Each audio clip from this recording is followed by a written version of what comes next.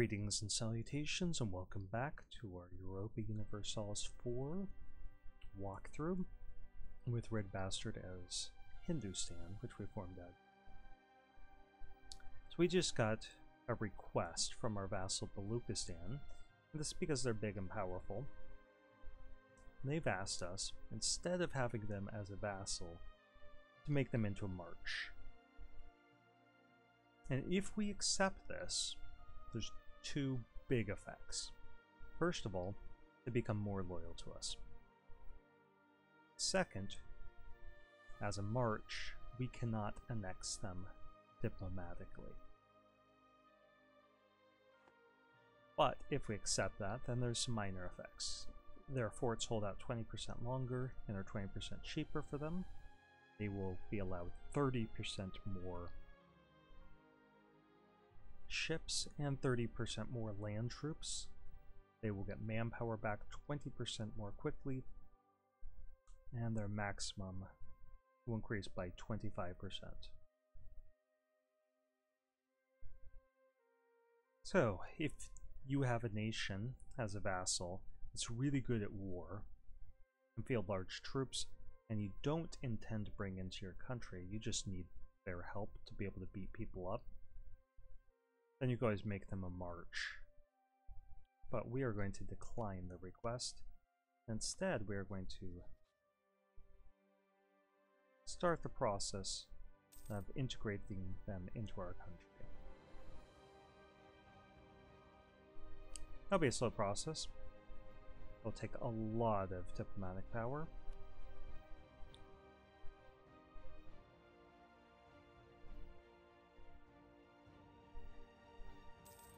But we want all of this territory.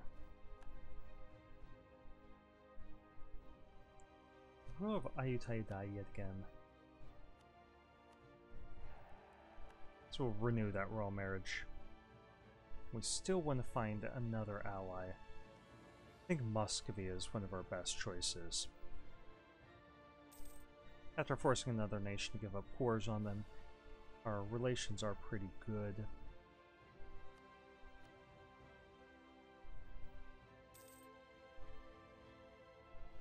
We're just so far away from them.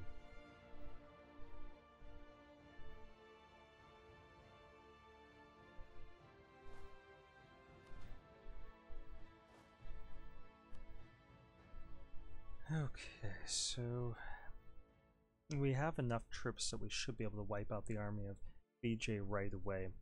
And I would like more troops here. Or allow it another 10,000 troops.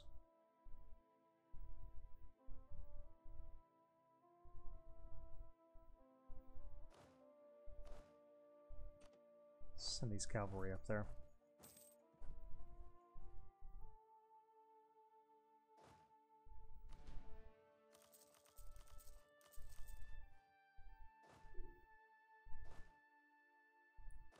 We have our troops split up in a really weird fashion here.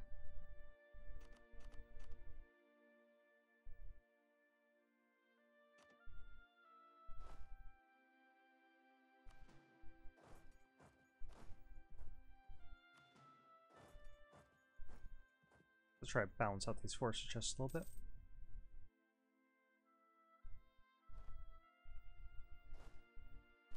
So this is a real army.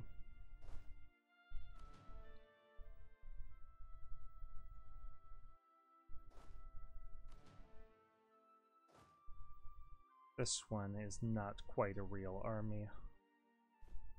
We can build it up to be one. Let's get 3 more units of infantry here.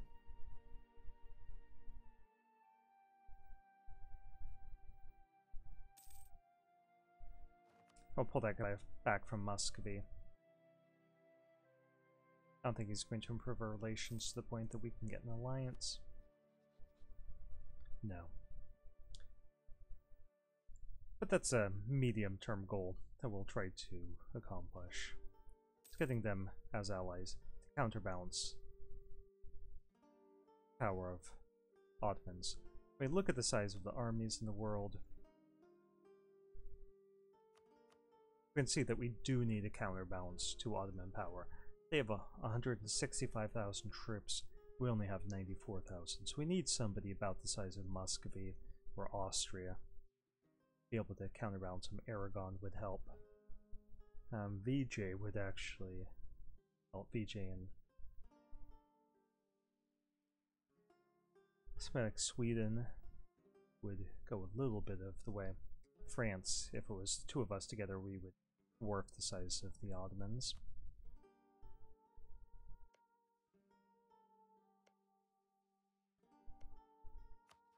Let's go ahead and declare this war on the 1st of the month.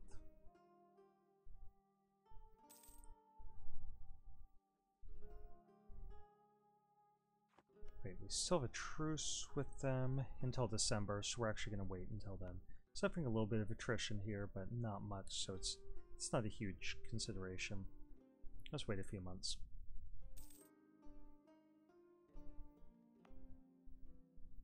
Actually, I could just switch around placement of these two armies.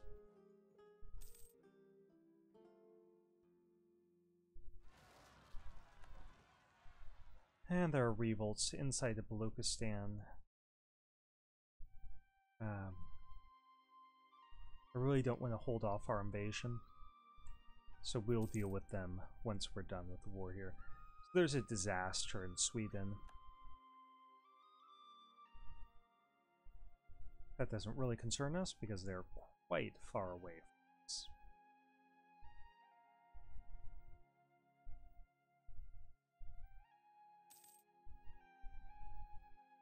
Poland has resolved their disaster.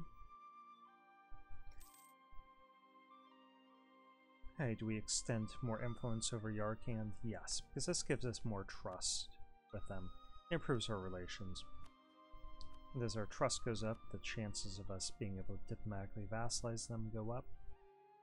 So I'm happy with that.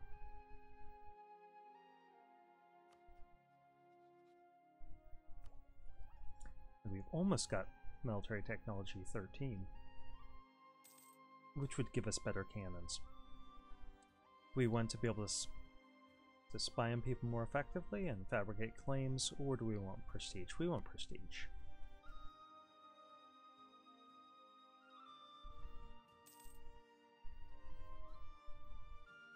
And why are we waiting for this truce to expire? Well, if we have a truce with them, we can't mark them as a co-belligerent. Meaning that anything we take from them will be twice as expensive and upset people twice as much. Let's get this military technology. We'll get the option of better cannons. We'd have to upgrade them. Our cannons will fire better in both the shock and the artillery phases. So we'll worry about that shortly. But for now, we're just going to attack. And we're going to mark Andhra as a co-belligerent. Bijapur sounds fine for Wargal. It's all the same to us. And let's move these troops in to try wiping out the enemy army. We don't want all of our troops here on Vijayanagar. We would just suffer a bunch of attrition. We have to wait 1 day before Andhra's called in, and then we can move troops into their territory as well. Okay, so Andhra's army was crushed. Let's take a look at this army. So I said that we were interested in what our artillery actually does. So in combat, we have a front line of troops. Not all of our troops can be fighting all of their troops at the same time. And the length of that front line is determined by our combat width. We can have in the front line 27,000 troops and in the back line 27,000 troops. If we have a larger army than that, then we just have guys waiting in the reserve. Okay, the infantry and cavalry in the front line can attack the infantry and cavalry in their front line. Any infantry that we have in the back line is just waiting in reserve. But these cannons firing are blasting wide range. You can just see how many boxes it's picking out at the bottom.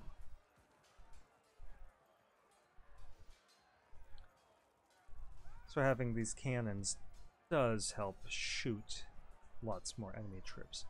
We can see that their rolls are bad, our rolls are good.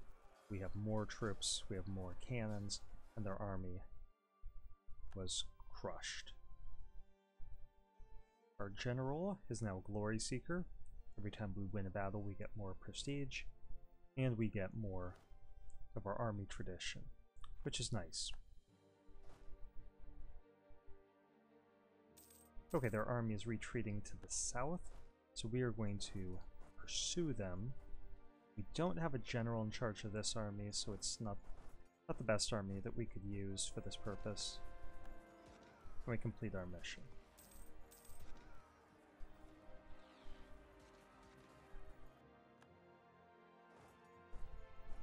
We've got better troops than them, we've got more of them. We're going to try to fight with them all the same. I'm just seeing if there's anyone that we actually care about converting. Yeah, let's convert these Shiites. We're not as accepting of them.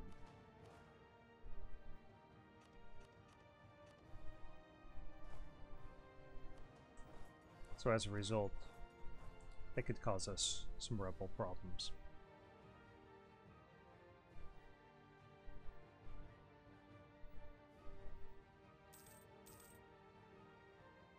Okay, so we defeated their army, but was a more narrow victory.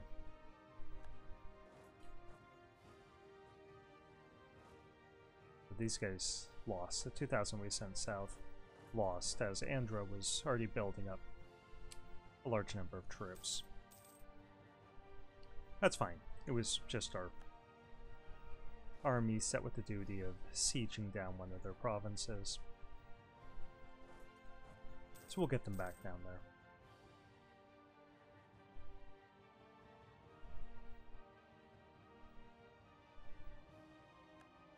So the best case scenario for us would have been wiping out both of the armies and then sieging all of their provinces down. And that didn't happen because Vijay's army, while defeated, had escaped total destruction.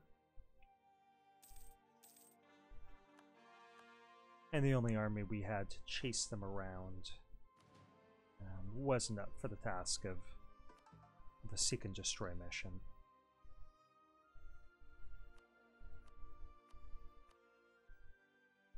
We can grant monopoly charters here and get some diplomatic power from our merchant guilds. They're a little upset over that, but they'll each month increase loyalty until they get towards 50.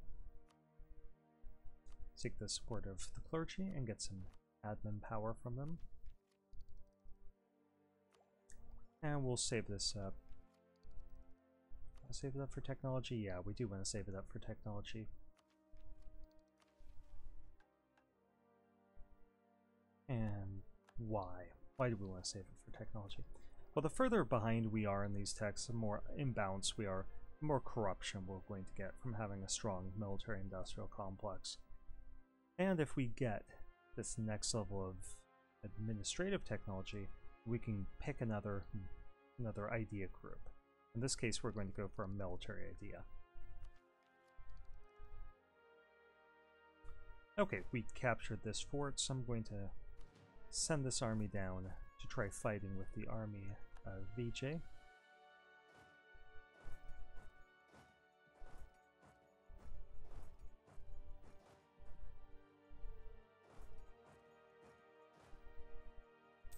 I'm going to try cornering them here, surrounding them with a lot of troops. Both of our armies again. This time, we do want to destroy them, hunt them down, kill them all.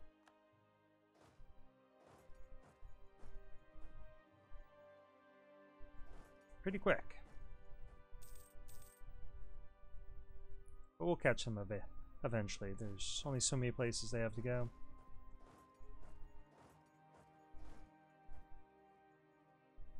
With us controlling the forts, it's only a matter of time before we catch them. We just have better mobility options. They're fighting in good terrain for them. It's defensible to be fighting in mountains and so on. But we just have the numbers, and we have higher quality troops. Where are they even going?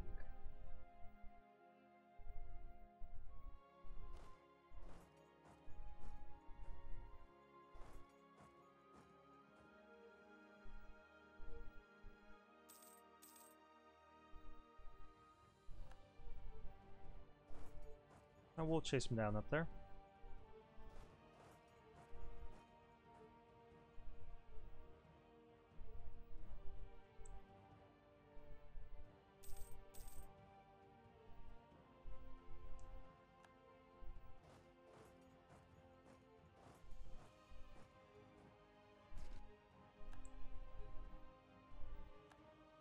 Okay. We eliminated a lot of our forts, so they are able to move around a bit more freely than I would like. Since we're not going to have a battle for a few months, let's go ahead and get better cannons. And that will decrease our morale temporarily. But we're going to get more organized by the time we're in a battle.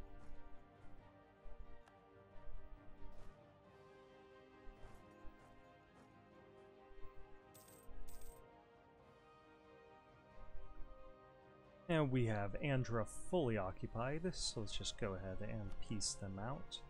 We are not overextended at all.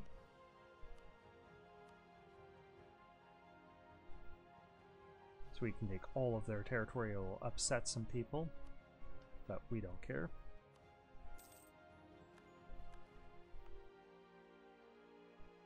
Let's increase that local autonomy, so we don't have to deal with any rebellions. We're not going to do that here, because this is a gold mine. And we want the full value of that province. Let's get rid of this fort. It's not going to be protecting us against anyone. And after this war, there might be a little bit of a VJ. But basically it's going to be insignificant at the end of this war. Because we just accept a mission to reduce our overextension. And the reason why I did that is we didn't have a whole lot of options. But also, this is something we're going to be doing anyway. So, oh, Locusan's got lots of rebel problems. So once we eliminate this enemy army, whenever we catch them, we're going to send our troops west to help against those rebels. And they're doing well. We are just rolling consistently low. Our leader died. We're going to retreat.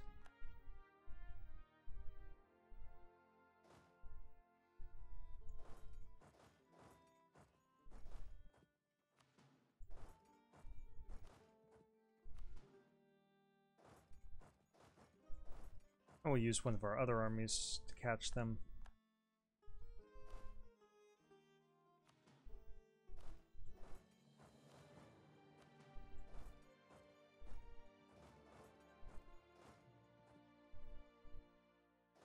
Okay, it looks like our subject is dealing with that, so let's start moving this army north to deal with BJ's remaining forces, and then to deal with his rebels.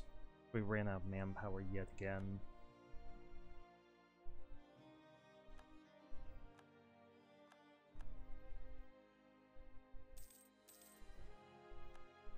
Let's grab these troops and start mustering them here to deal with the rebels.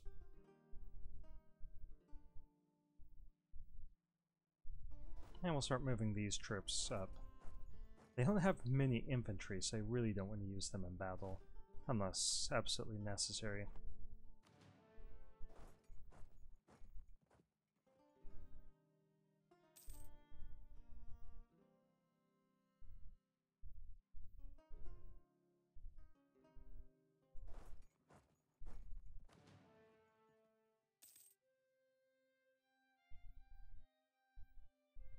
Fiji doesn't have much fight left in him. Basically, one defeat and it's all over for him. Let's pull together both of these armies here. It'll be easier to entrap them and crush them. Okay, do we want to lose administrative power or upset one province? We want to upset one province.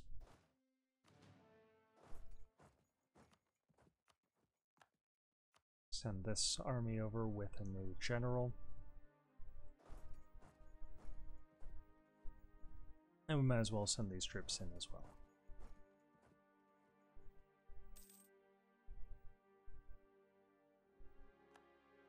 Okay, we routed their forces, so let's just chase them down. And no guy is trying to take advantage of Timurrid weakness as well. And we hit their army, and it was so disorganized that we just forced their surrender immediately. So now VJ has no army. They still do have a fleet.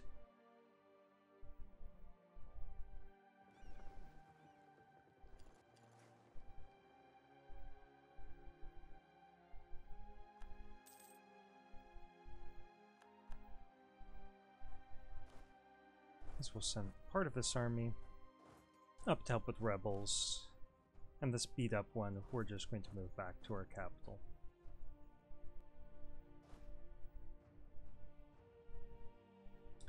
Okay, so we could sign peace with Fiji as soon as we have this stuff cored.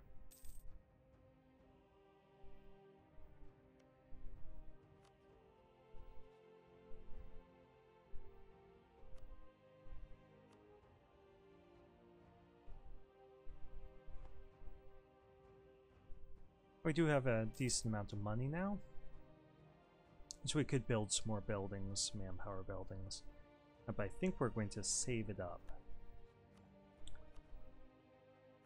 because we do want to embrace the printing press, and that'll help us stay where we want to be on technology.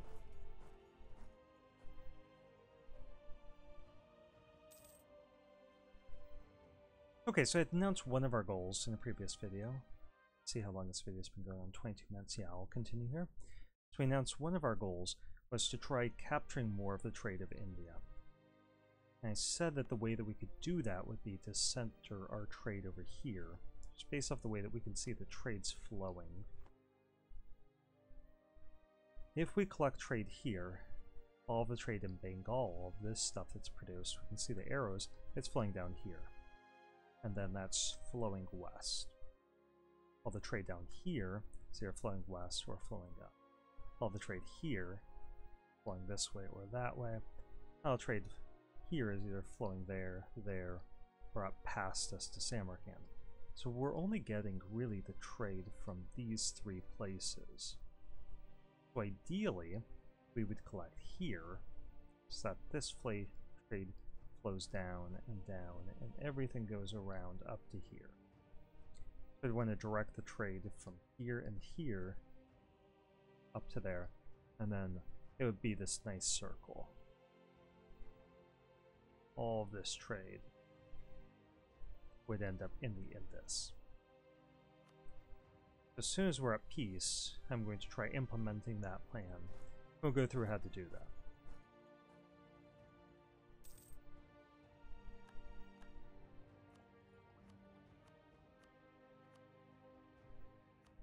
And as always, once this loyalty gets down to 75 or lower,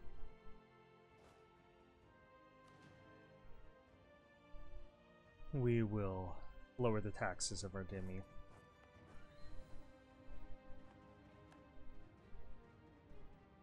Okay, these rebels are almost entirely suppressed. So of course, they have another revolt. This time, peasantry rose up down here. I could just tell they've got little pitchforks or peasants. These guys are noble rebels. So they're fighting for more rights for the nobility. And we contributed to this by feeding them so many provinces so quickly. They expanded rapidly.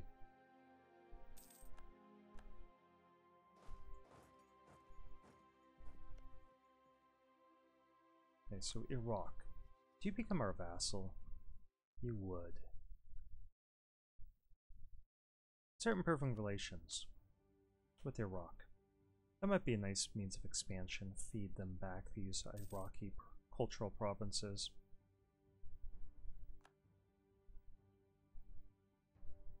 Uzbek are taking advantage of Timurid weakness as well.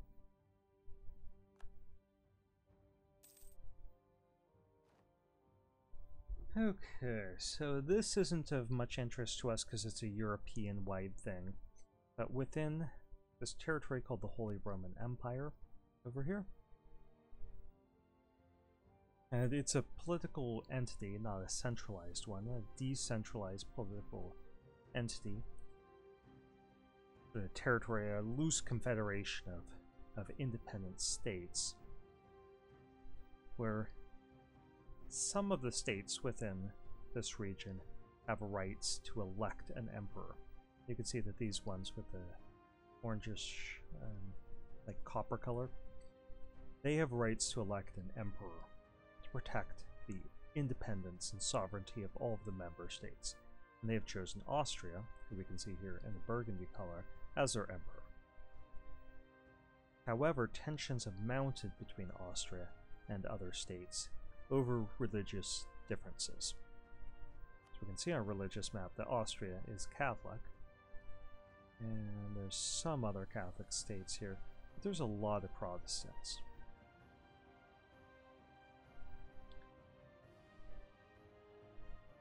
So the Protestants have lobbied Austria for the right for religious rights, and Austria has refused, so the Protestants are now seeking support from abroad to be able to challenge Austria and to overturn the religious situation.